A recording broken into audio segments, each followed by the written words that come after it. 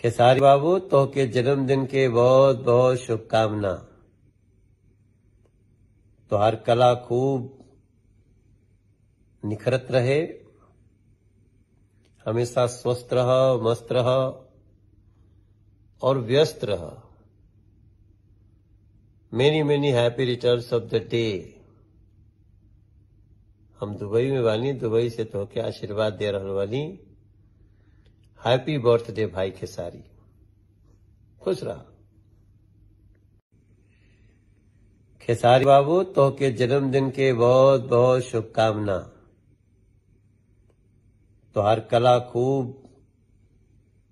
निखरत रहे, हमेशा स्वस्थ रह, मस्त रह और व्यस्त रह।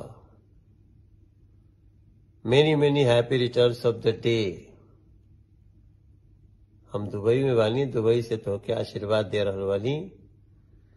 हैप्पी बर्थडे भाई खेसारी, खुश रहा।